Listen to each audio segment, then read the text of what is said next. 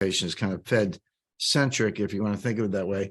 But so this rate hike cycle started in March 2022. If you go back to March 1st, 2022, not that long ago, it's 15 months approximately, rates were zero. They were zero. And right now they're 5.25%. And for those who recall the Paul Volcker days of, 20% interest rates, and I lived through them and I remember very well, you had 30-year treasury bonds that were yielding 15%. Your first mortgage on your starter house was 13%. Inflation was 15%, and interest rates were 20%. It was, or at least the Fed funds target rate was 20%. So it's pretty crazy. So 5.25% may not sound that high.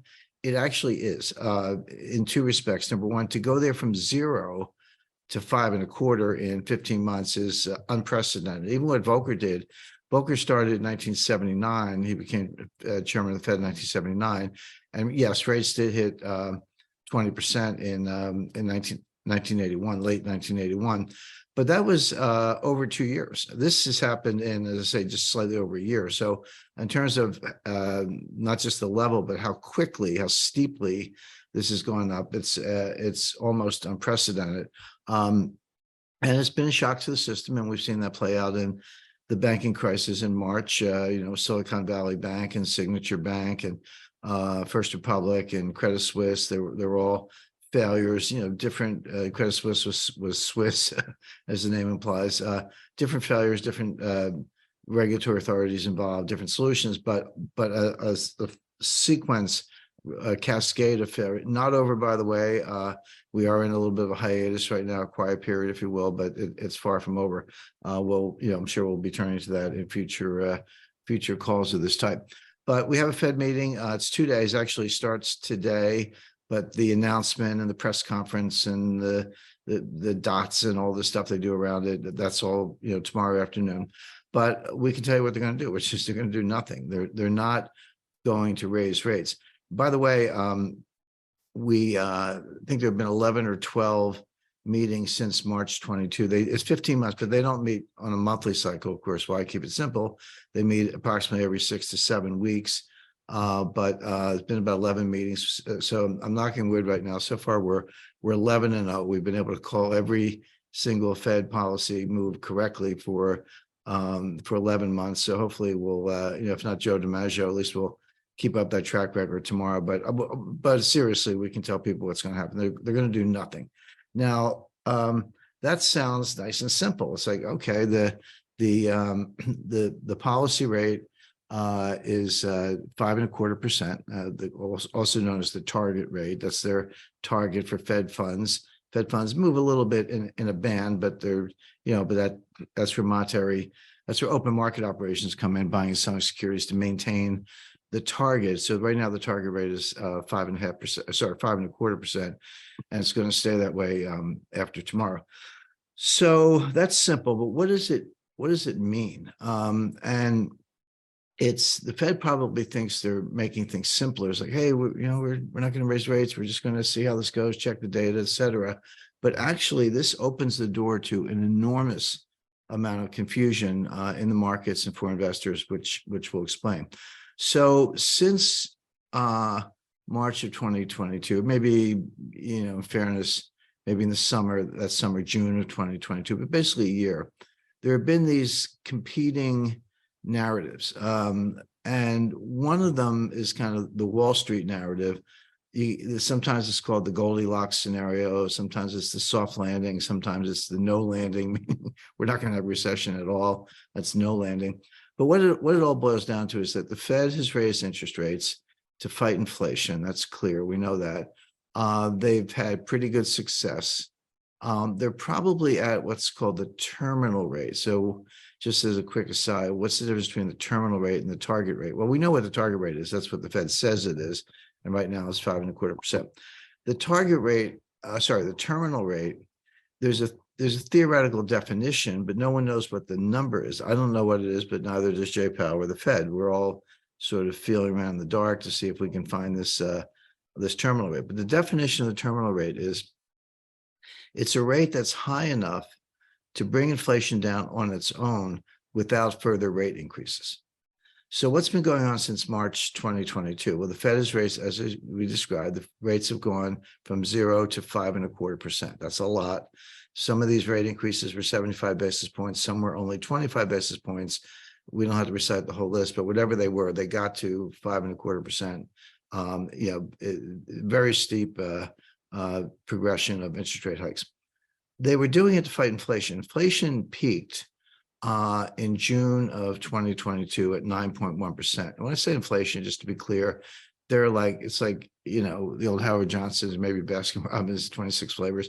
There are like a lot of different ways to measure inflation. There's CPI, Consumer Price Index.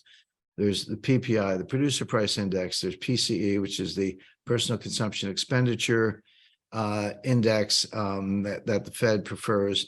There's three. There are more I can name, but inside each of those, there's core and non-core. What's the difference? Well, for core, you exclude energy and food prices. And a lot of people say, "What's up with that? I spend most of my money on energy and food, putting gas in my pickup truck and go to the grocery store. So how can you exclude those?" But the rationale is those are highly volatile. They tend to gravitate to the core level. And so by taking them out, you take out the volatility and get closer to something that looks like a real trend.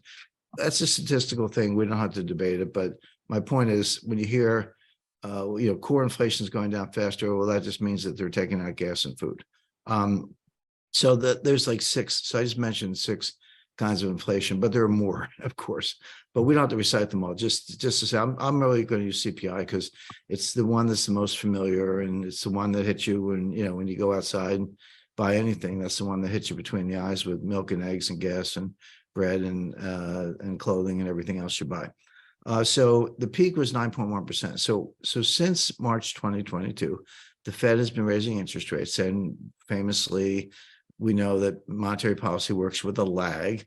So inflation doesn't come down on the first interest rate hike. It takes X months, and the economists can debate what the lag is. But 6 months was a good rule of thumb, maybe longer in some cases. There's good reason to believe that that lag effect is getting shorter, maybe because information is more ubiquitous and markets are more closely linked. Again, I'll leave that to the theoreticians, but it's no surprise that interest rate hikes started in March 2022 and inflation peaked in June 2022 at 9.1%. It's been coming down ever since. So you have this dynamic with the Fed's raising rates every 6 weeks, boom, boom, boom, boom, boom, up to 5.25%. And inflation's coming down every month from 9.1 to 8 to 7 to 6, et cetera. It has come down. And right now it's around 4.6%. So 4.9%, according to the latest data. So that's a big improvement from 9 to 4.9 is a big deal. But the question is that because the Fed has been raising rates? In other words, if you raise rates and inflation comes down, that by itself isn't a shock. It's almost what you would expect. But are we at the point where rates are high enough that that inflation will just keep coming down on its own? In other words, if the Fed sits tight at 5.25% and does nothing, will inflation come down from 4.9 to 4.5, 3.6, whatever, all the way down to the Fed's goal, which is 2%? Well, no one really knows the answer to that. The only way you can find out is by keep raising rates, or don't raise rates, sit tight, which is what the Fed's going to do tomorrow, and see what the inflation data says. And if the next inflation reading is, I don't know what it's going to be, but if it's 4.2, I say, well, hey, maybe you got this right. Rates, you don't have to raise rates any higher. Inflation is coming down on its own. That means you're at the so-called terminal rate. But right now, nobody knows. Nobody knows if you're there or not. But the Fed's going to try this experiment. So the Goldilocks soft landing scenario from Wall Street says the Fed has raised rates high enough. They're either at the terminal rate, or maybe they got there already. Maybe 4.5% target rate is the terminal rate. How do you know? Well, the answer is you don't really know. And so you should pause. The economy is looking a little flaky. Maybe there's a recession on the way. So it's like mission accomplished. You got to the terminal rate, sit tight, don't do anything. Pause is by the way, the Fed is always using code words. You have to get your decoder ring out, but Pause is the Fed's word for pause, basically not raising rates anymore, seeing what happens, and then maybe cutting them somewhere down the road. By the way, the rate cut is called the pivot. So if you hear pivot, that means the Fed's going to cut rates. If you hear pause, it means the Fed's going to do nothing, just going to sit tight.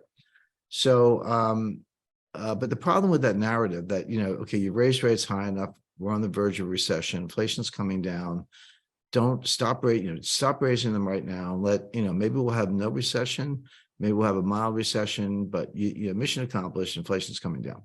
That's the Wall Street narrative. And why? Well, because if actually the Fed was not going to raise rates anymore, and you thought they were going to cut rates like sooner than later, you probably go buy stocks. It's like, because Wall Street is basically out to sell you stocks. That's what they do.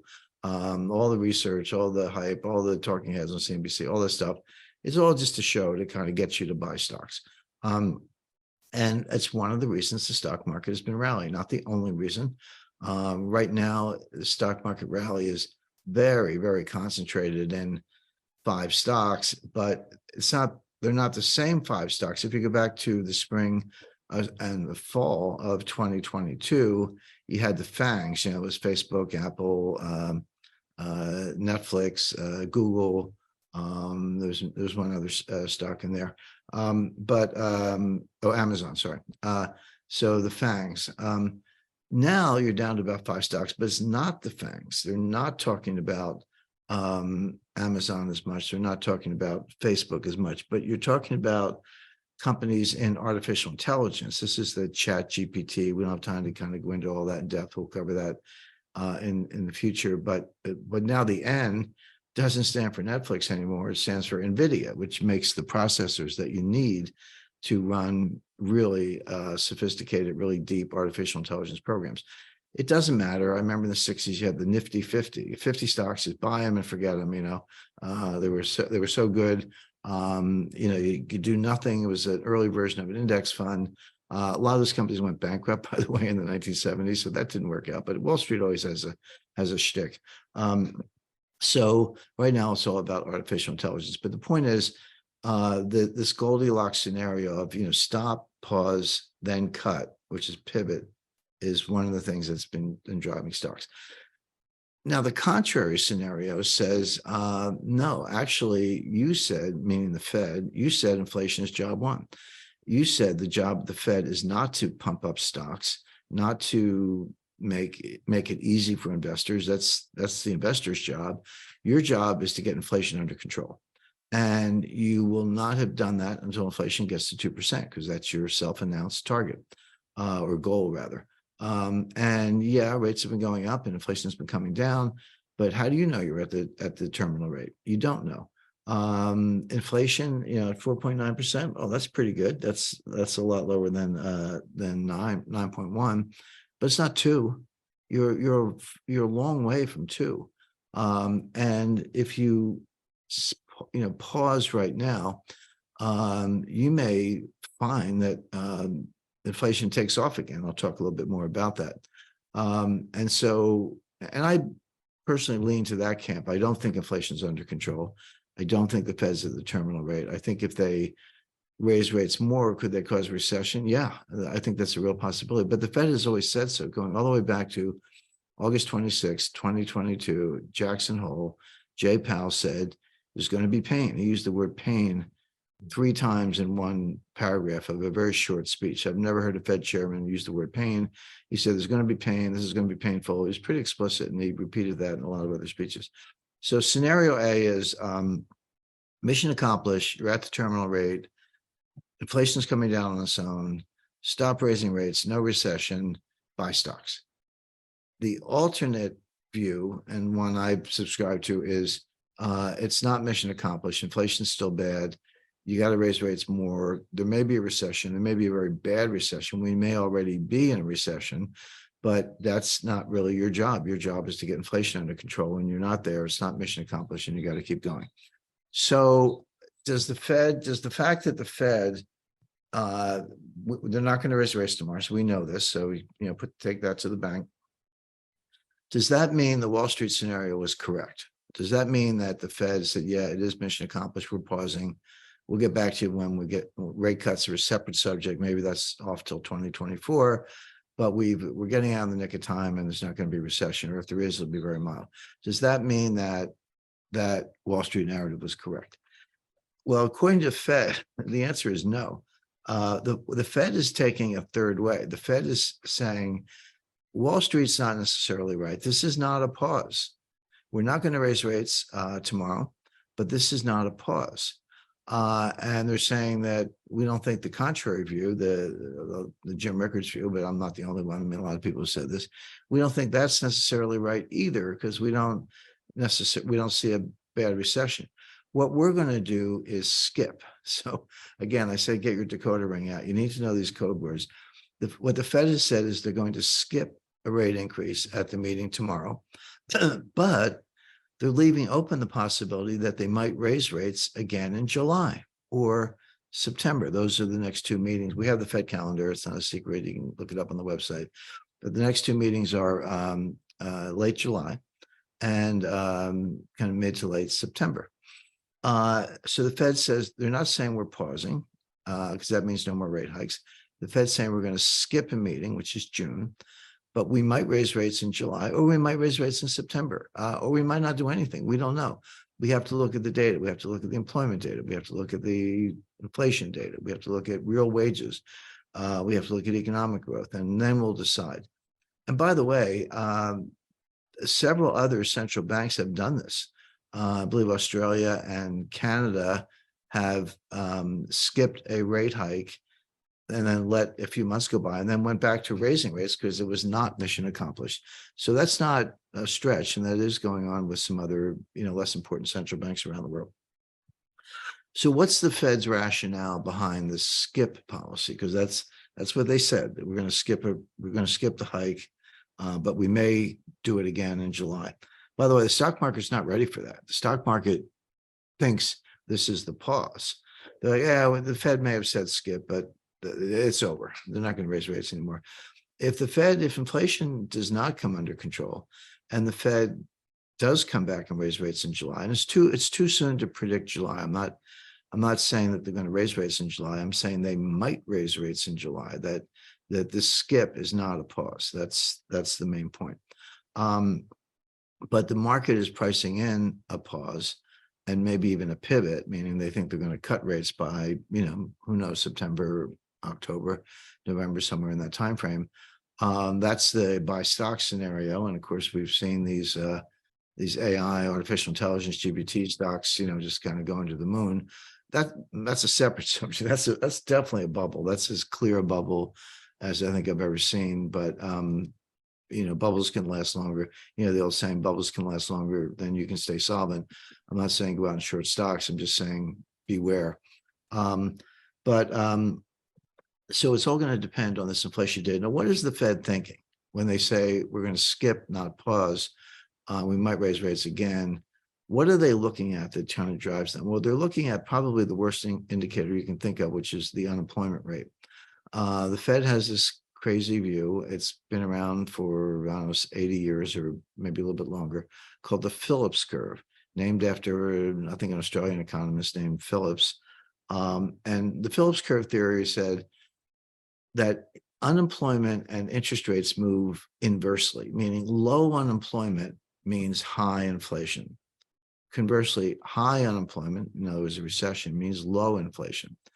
And so if you're worried about inflation, look at the unemployment rate. And if it's low, you got to watch out. You got to raise rates. You got to have a tight monetary policy. You got to fight that inflation. Likewise, obviously, if unemployment is high, you're in a recession and you need to ease monetary policy. But basically, there's an inverse relationship between the unemployment rate and the interest rate. It's like a seesaw. One's up, the other one's down, and then vice versa. The Fed believes in this. I can tell you right now, the Phillips curve is nonsense. It has no empirical support. It's one of these theories that gets cooked up in academia and subscribed to, and the facts don't support it. And I kind of go through that in one of our analyses. In the early go back to the 1930s. What did we have in the 1930s? We had high unemployment and low inflation, actually deflation. Well, that's consistent with what the Phillips curve says: high unemployment, low inflation or deflation. But in the in the early 1960s, we had low unemployment and low inflation. Well, that's not what the Phillips curve says. Beginning in the late 1960s, we had low unemployment and higher inflation. That's not what the Phillips curve says. And in the late 1970s, we had high unemployment and high inflation. That was known by the ugly name stagflation. It's like, how can you have really high unemployment and really high inflation? Well, good question, but we did. That's in the data. That's the record. So, and then the in the 2010s, from roughly 2010 to 2019, we had low unemployment and low inflation, again, looking kind of like the 1930s. So my point is, if you look at a long enough time series, you can find every combination: high unemployment, high inflation, low unemployment, low inflation, high unemployment, low inflation, low unemployment, low inflation. You can find every one of those combinations, which means there's no correlation, which means there is no Phillips curve. The last time I looked at a Phillips curve, graph, it was a straight line. At least where I went to school, curves, straight lines were not curves. So here you have the Fed making two blunders. One, relying on a Phillips curve analysis when there's no support for it. Number two, even if you thought unemployment told you something, it's a lagging indicator. It doesn't tell you where you're going. It tells you where you've already been. And if your job as the Fed is to guide policy, interest rates up and down to help, or, the economy, or kill inflation, take your pick, the last thing you do is look at a lagging indicator. And the reason unemployment is a lagging indicator is because if you're you could be running a large corporation or a small business, but when sales slow, customers start to dry up, things get a little bit tight, you do everything you can to maintain your margins, except fire people. You don't want to fire people because it took a long time to hire them, find them, recruit them, train them. They're valuable. It's the last thing you want to do. So you do everything else. You renegotiate your lease. You slow pay your vendors. You demand some discounts. Et cetera. There are a lot of things you can do to cut expenses and maintain margins in a difficult business environment. But when things get bad enough, it's like, hey, I've tried everything. I'm turning out the lights early. Then that's when you lay people off. But because you kept that till last on the list, and because you don't even get to layoffs until things are pretty bad, you can do mass layoffs. You can say, okay, sorry, we're firing half the staff. Instead of like one a month for 10 months or whatever, however many employees you have, you do it all at once. So unemployment, first of all, is a lagging indicator because it's the last thing business people want to do when business slows down.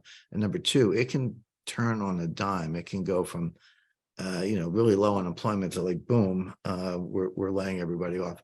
So, the Phillips curve is wrong, and unemployment's not helpful as a leading indicator because it's a lagging indicator.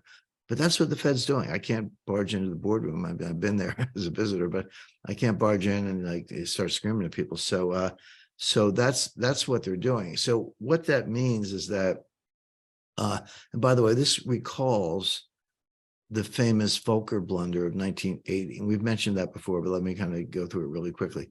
I said Paul Volcker became chairman of the Fed in August 1979. That's correct. Inflation was already out of control.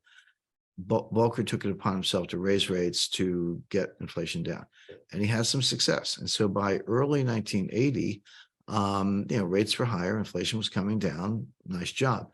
Except at that point, the U.S. economy went into a very steep recession that was unexpected. Kind of it wasn't really indicated by any of the business cycle indicators, but it had nothing to do with interest rates, had nothing to do with the Fed.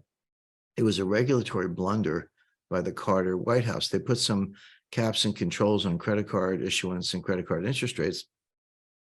Hard to think of a faster way to stop the U.S. economy than putting lids on credit card interest rates. So the banks just stopped issuing lines of credit, and consumer demand dried up, and we went into a steep recession. Well, so now it's like back to Volcker. Volcker's like, well, okay, I was raising rates to bring down inflation. It was working, but now we're in a recession.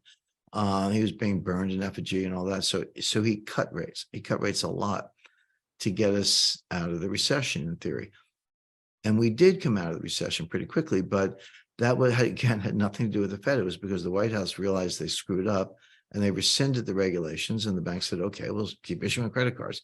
And, then the consumption came roaring back and the economy was growing again.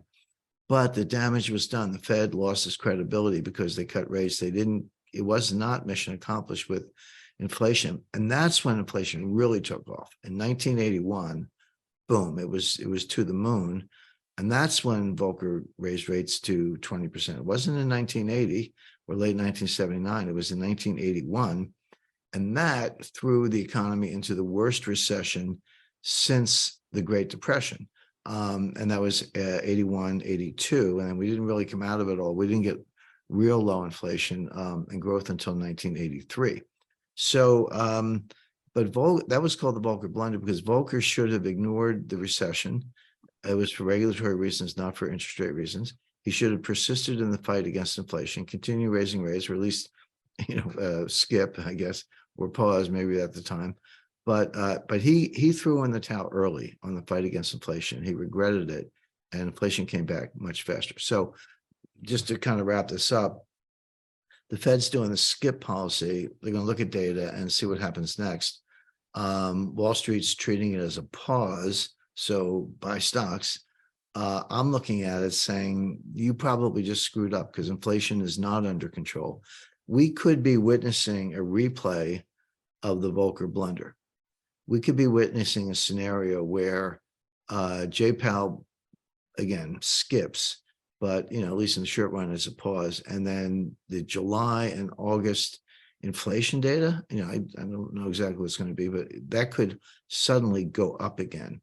At which point you've got the replay, and now it's out of control because expectations have changed. You've shifted the inflation from the supply side, which is where it was in late 2022 and early 2023, over to the demand side, to consumption, which is much more difficult to control because it's behavioral and it's self-reinforcing. And that's when you've got a rate down saying Powell will take interest rates to 20%, but he might take them to 7 or 8%. If inflation ticks up back to 5, 5.5, or 6.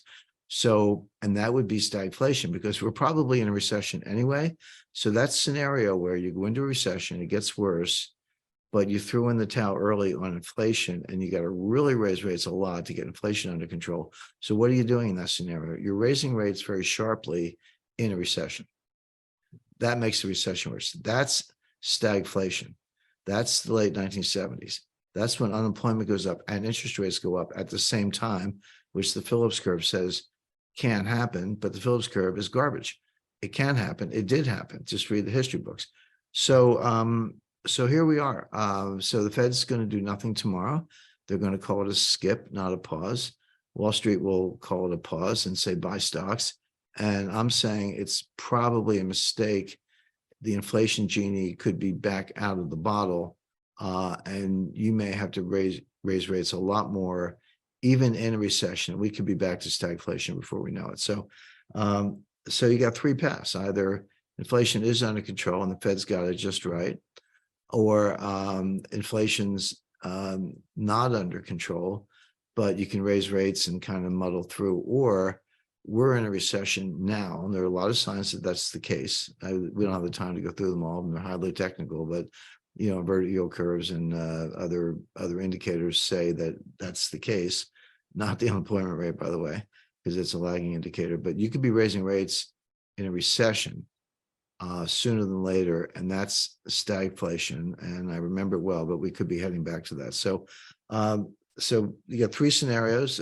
Take your pick. But my view is that we may be watching Jay Powell make the same mistake that Paul Volcker made in 1980, and we may be in stagflation before we know it. So, Frank, on that happy note, I'll toss it back to you. Yeah, Jim, it's, we talked through all these months that the market wasn't listening to Powell, and he was adamant in saying he wasn't going to stop raising until inflation was under control, because he probably was thinking about the Volcker mistake and didn't want to do the same thing. And now here we are with this skip. I read a term this morning called a hawkish skip to describe this policy announcement. Maybe a tip of the hat to it may not be the last rate hike that there is. but I was just thinking, could this be a test the Fed is doing just to see if they are at the terminal rate, and they're waiting for, with no other rate hike, waiting for the next inflation data to come out? Yeah, I think both of those things are good. I think hawkish skip is I don't know who came up with the phrase, but I think it's a good one. I think it's kind of, what I was talking about.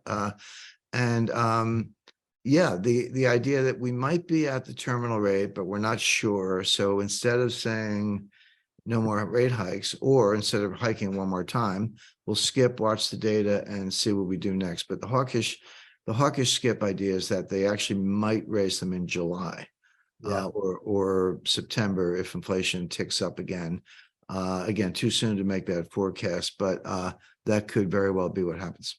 Yeah, this is going to be interesting to see whether with this skip, and then see what inflation does going forward. So, very good. Thanks for that update on Fed policy. We'll be watching tomorrow to see the reaction of the market. Uh, I wanted to discuss also on this call, Jim, briefly, another event that's very important for our subscribers to stay on top of, and that's the update on the war in Ukraine, and Sure. also the financial aspect of geopolitics that's happening now, in part because of the sanctions imposed on Russia. But by the way, speaking of financial war, you know, Jim, since our last call, has been doing some traveling, and that included teaching at the U.S. Army War College, actually down my way in Carlisle, Pennsylvania. Yep. I know, Jim, you always look forward to teaching at that college, and are always very impressed with the class of officers being prepped there for future command. How did the class go? It went really well. I've been doing it for about 7 or 8 years at this point. I really enjoy doing it because the class are all brilliant. I mean, these are it's at the U.S. Army War College. That's the venue, but it's not limited to the Army. We get all branches. So we had Marine lieutenant colonels, Army lieutenant colonels. We had at least one full colonel. We had a Navy commander. You usually get an Air Force pilot. But a few civilians from either the State Department or the CIA or well, they're the two or NSA. We had somebody from the NSA once. So we get 2 or 3 civilians, 7 or 8 military officers, mid-career. They're kind of late 30s, early 40s. But this group is sort of handpicked. It's a very selective group. We do it seminar style, so it's about 12 or 13 people. It's not a big lecture hall. We do it in a a kind of a roundtable environment. And I said, there's no question and answer period. The whole thing's a question and answer period. The idea of a seminar is that they challenge you as you go, like you digress, you kind of go wherever it goes. But the important thing is to address the issues that are most concerned to them. Had a brilliant group.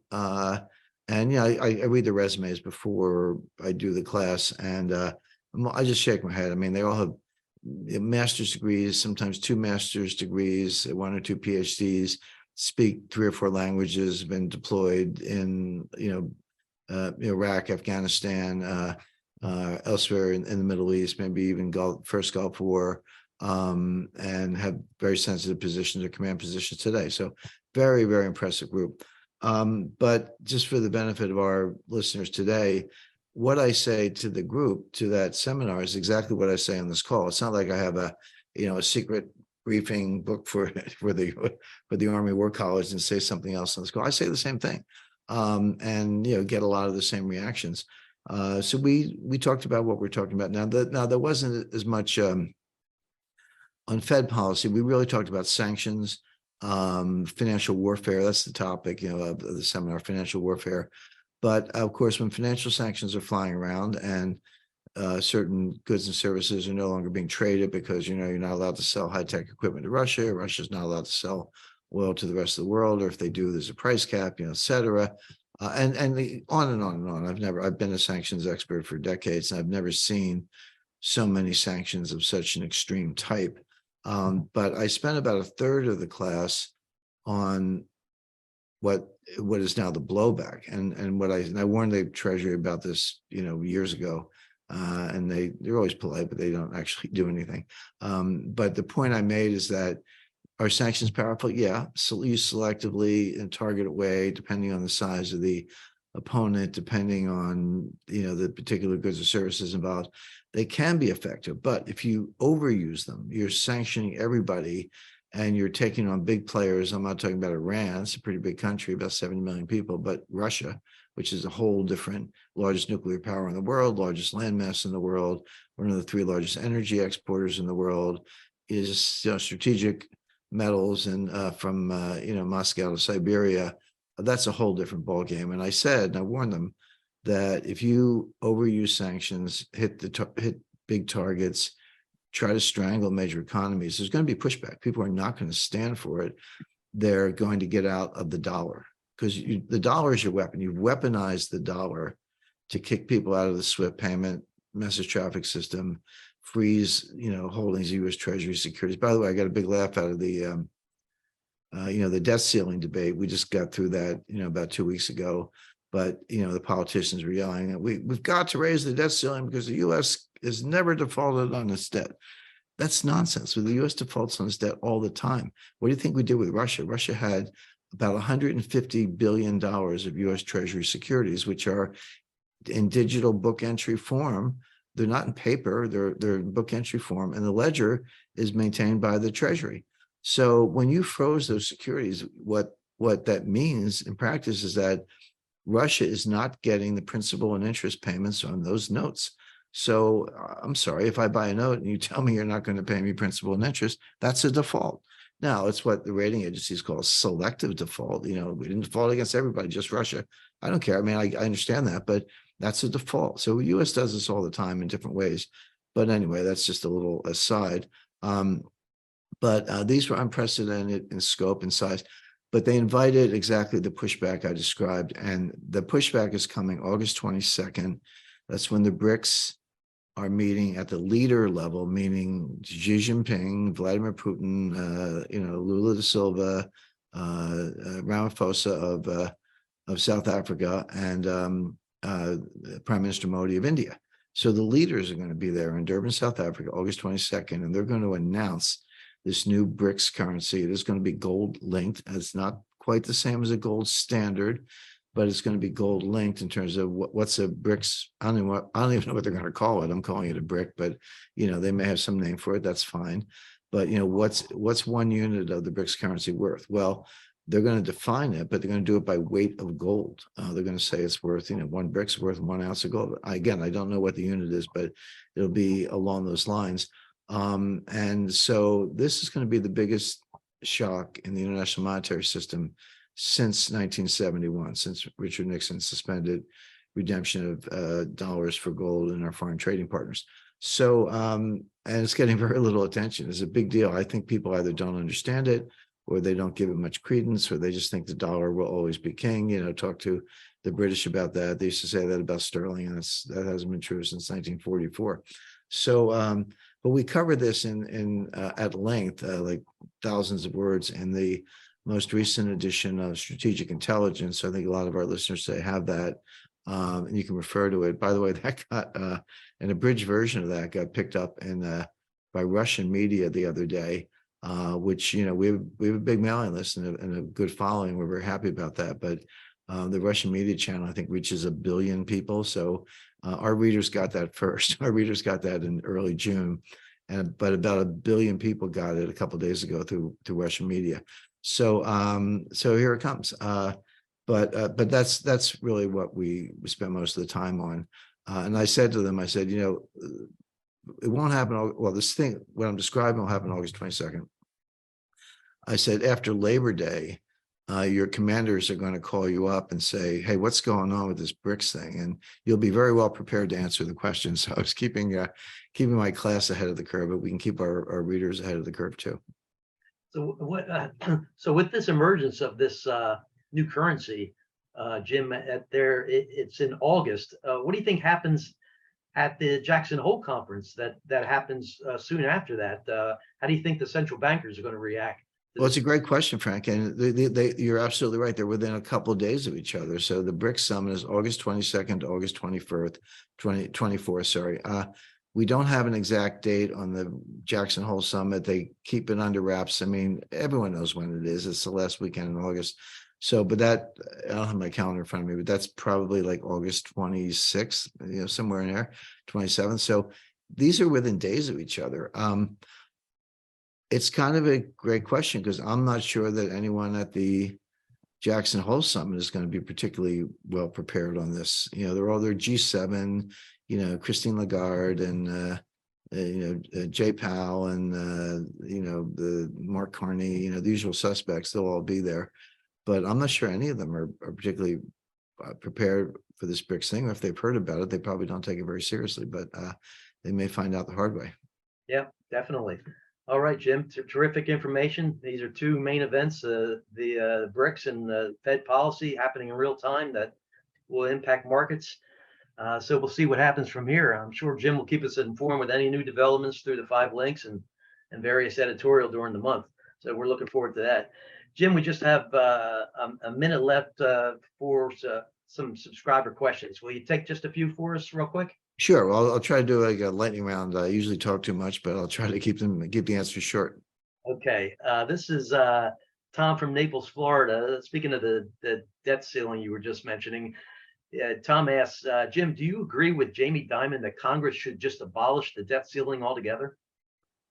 No, because it's a good discipline. It forces the kind of debate that we just had. I know people slough it off because, oh, well, you're just posturing, you're going to raise the debt ceiling, et cetera. Well, that may be true, but it's more than posturing. There were some very tough negotiations and the Republicans got some concessions, not as many as they wanted.